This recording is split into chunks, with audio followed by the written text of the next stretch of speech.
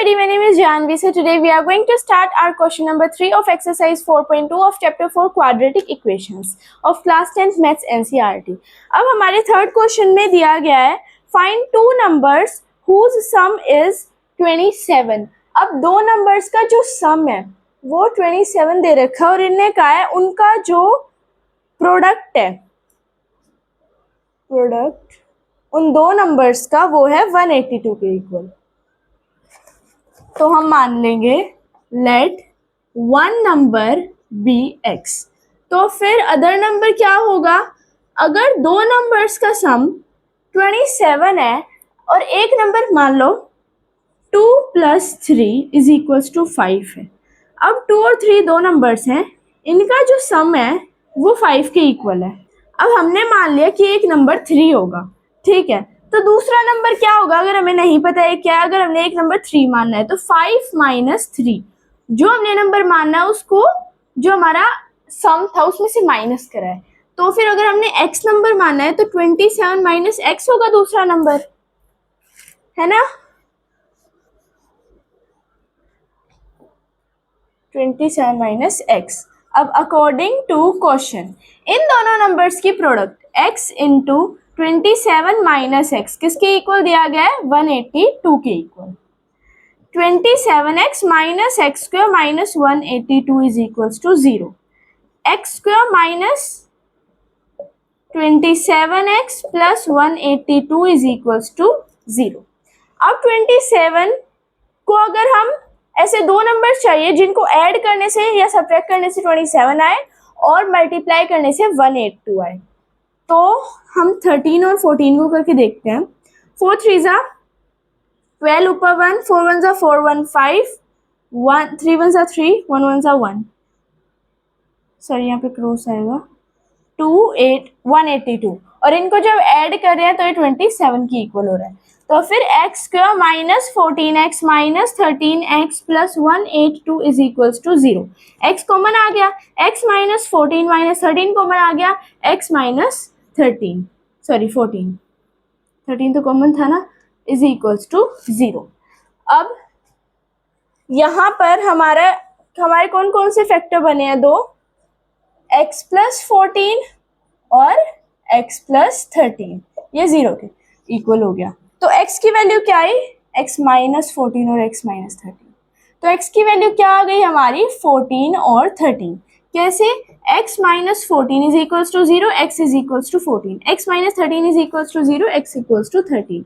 तो x की value 14 और 13 आ चुकी है, ठीक है. तो इसका मतलब एक नंबर होगा 14. अगर एक नंबर 14 हुआ तो दूसरा नंबर 13 होगा. अगर पहला वाला नंबर 13 हुआ तो दूसरा नंबर 14 होगा. तो हमारा आंसर आ जाएगा 14 और 13 दो नंबर होंगे, ठीक है. ये हमारा थर्ड क्वेश्चन था. फोर्थ क्वेश्चन पे चलते हैं.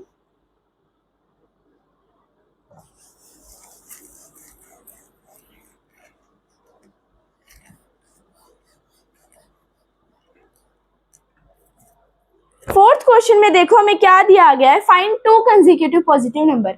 अब कंसेक्यूटिव नंबर्स कौन से होते हैं? साथ वाले नंबर्स. अगर हमने मान लो 2 नंबर लिया है, मान लो हमने एक नंबर ले लिया 2, तो दूसरा नंबर क्या होगा उसके साथ वाला? या तो 1 या फिर 3, ठीक है. तो ये होते कंसेक्यूटिव नंबर. इनने कहा उनके सम का स्क्वायर 365 के इक्वल है. तो हम मान लेंगे let one number be x, therefore other number is equals to, या तो x + 1 होगा या फिर x - 1 होगा. ये दो नंबर होंगे. मान लो हमने x की जगह हमने 2 माना होता नंबर, तो या तो x + 1 एक नंबर 3 होता, या फिर 2 - 1 = 1 होता, या तो एक नंबर 3 होता है या 1 होता. तो या तो हमें +1 करना पड़ता है, हमें -1 करना पड़ता है. तो मैं +1 कर लेती हूँ. अब इनने कहा है इनका जो सम है, इनका जो स्क्वायर है उनका sum according to question x² + x + 1 का होल स्क्वायर = 365 x². यहाँ पर a + b के होल स्क्वायर की आइडेंटिटी खुलेगी, +x² + 1 + 2x = 365. 2x² + 2x - 364 = 0. 364 कैसे हुआ, ये यहाँ प्लस है, यहाँ के माइनस हो जाएगा, -365 प्लस 1 इज इक्वल टू -364। ठीक है, इसमें से अब 2 कॉमन आ जाएगा हमारा, तो x square plus x minus 2 1 ज़ा 2, 2 8 ज़ा 16, 2 2 ज़ा 4 इज इक्वल टू 0। तो x square plus x minus 182 is equal to 0, ये हमारी इक्वेशन बन जाएगी। ये जो 2 यहाँ पर मल्टीप्लाई हो रहा था, ये 0 के साथ डिवाइड होकर 0 ही आंसर आ जाएगा, तो इक्वेशन बनेगी। अब हम देखो कैसे निकाल लेंगे, 182 के हम प्राइम फैक्टर्स ले लेंगे, 2 9 ज़ा 18, 1 ज़ा, फिर ये 7 से हो रहा है, 7 1 ज़ा 7, 7 3 ज़ा 13, 1 ज़ा। अब हमें प्लस एक्स चाहिए, दो नंबर को प्लस या माइनस कर कर और मल्टीप्लाई करके चाहिए -182 एक्स स्क्वायर।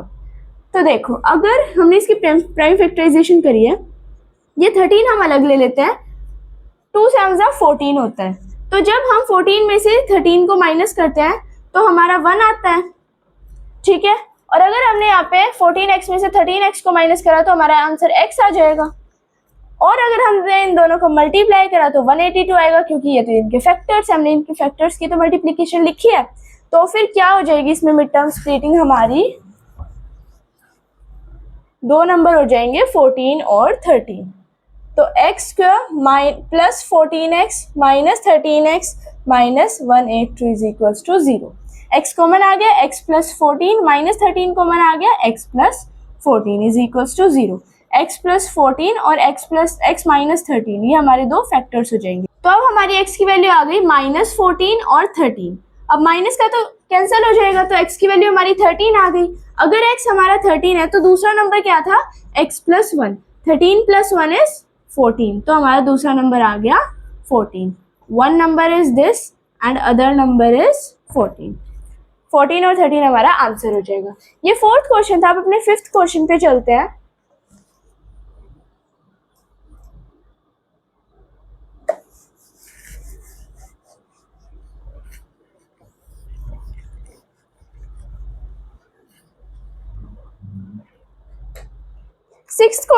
फिफ्थ क्वेश्चन में देखो हमें क्या दिया गया है, the altitude of right angle triangle is 7 centimetre less than it's base.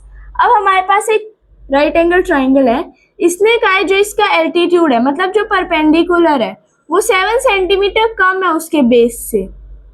ठीक है,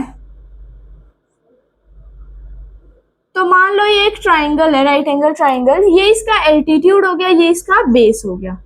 तो अगर हमारा बेस हमने x मान लिया तो ये कितना हो जाएगा, x माइनस 7 सेंटीमीटर कम है, तो x माइनस 7 हो जाएगा। और इन्हें जो हाइपोटेन्यूज है वो बोला है 13 सेंटीमीटर है। फिर इन्हें बोला है दो साइड्स निकालो, जो ये दोनों साइड्स हैं बेस और एल्टीट्यूड, ये हमें निकालना है। हम लिखेंगे let base be x, therefore altitude is equals to x minus 7। According to question by Pythagoras theorem,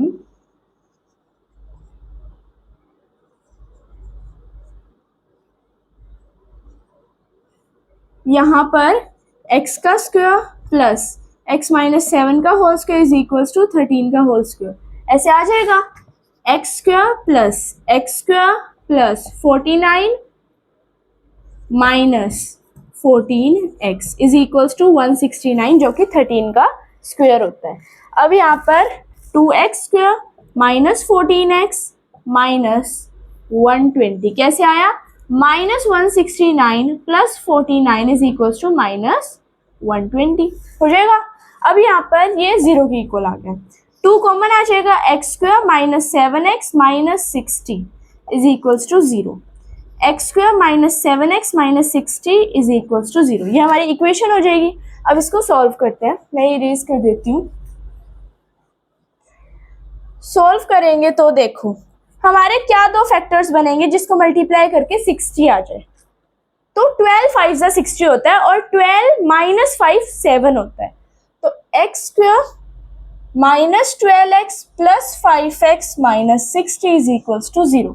x common आ गया, x माइनस 12 प्लस 5 कॉमन आ गया, x minus 12 is equals to 0। x minus 12 और x plus 5 is equals to 0। x की value आ गई 12 और -5। अब इनने कहा था हमें एल्टीट्यूड और बेस बताना है। अब जो साइड्स की लेंथ होती है वो नेगेटिव में थोड़ी ना होती है, तो -5 तो कैंसिल हो गया, तो x की वैल्यू आ गई 12। मतलब हमने x क्या माना था, बेस को हमने x माना था, अपने बेस को क्या माना था हमने, x माना था। तो हमारा जो बेस है वो तो आ गया 12 सेंटीमीटर, और जो हमारा एल्टीट्यूड है वो कितना था, x - 7, तो 12 - 7 इज इक्वल्स टू 5 सेंटीमीटर हमारा एल्टीट्यूड आ गया। ठीक है, ये था हमारा 5th क्वेश्चन। अब अपने 6th क्वेश्चन पर चलते हैं, जो इस एक्सरसाइज का लास्ट क्वेश्चन है।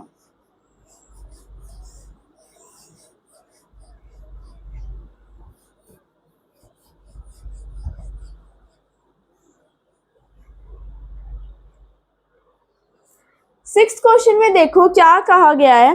A cottage industry produces a certain number of pottery articles in a day.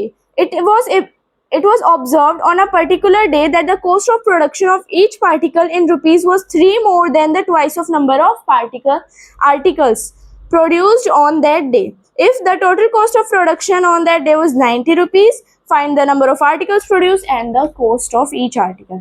अब इन्हें कहा है जितने नंबर ऑफ आर्टिकल्स जितने नंबर ऑफ आर्टिकल्स प्रोड्यूस हुए एक दिन में, वो 3 मोर देन ट्वाइस है उस नंबर के, जितनी, मान लो हम आर्टिकल्स x मान लेते हैं कि x number of articles produce हुए एक दिन में, तो जो कॉस्ट है प्रोडक्शन की एक दिन में वो होगी उस आर्टिकल के ट्वाइस से 3 ज्यादा।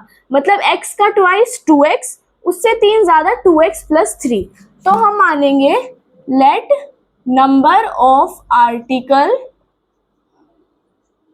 Produced in a day be x. Therefore cost of production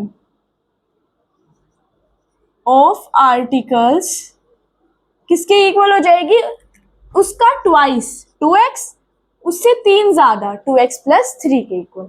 अब अकॉर्डिंग टू क्वेश्चन इनने कहा है जो प्रोडक्शन है उस दिन वो 90 रुपीज की हुई है। ठीक है, कितने रुपए की हुई है, 90। टोटल कॉस्ट जो प्रोडक्शन की आई है वो है 90 रुपीज। तो x को जब मल्टीप्लाई करेंगे एक दिन की कॉस्ट से तो टोटल प्रोडक्शन आ जाएगी 90 के इक्वल आ जाएगा। इसको मल्टीप्लाई करेंगे ना, 2x² + 3x - 90 is equals to 0। ये हमारी इक्वेशन बन जाएगी। अब देखो इन दोनों को मल्टीप्लाई करेंगे तो 18x² आएगा, और हमारा आंसर प्लस या माइनस करके आना चाहिए 3x।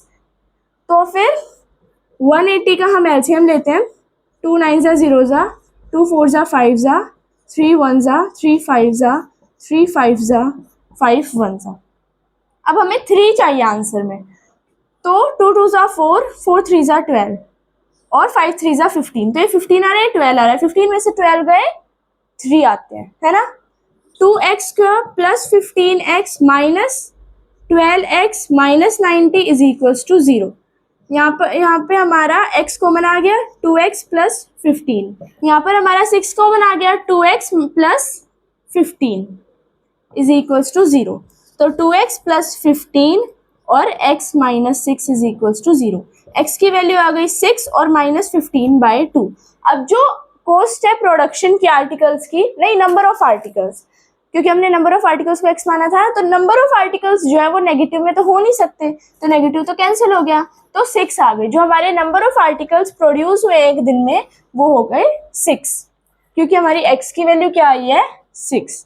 अब हम निकालते हैं cost of production of articles in a day. कितनी थी, 2x + 3, तो 2 × 6 + 3, 2 6 ज़ा 12, 12 + 3 इज 15। तो 15 रुपीज आ गई एक दिन की प्रोडक्शन की कॉस्ट। ठीक है, ये थी हमारी एक्सरसाइज 4.2। नेक्स्ट वीडियो में हम नेक्स्ट एक्सरसाइज करते हैं इस चैप्टर की। So if you like my video please like share subscribe my channel. Okay, bye bye.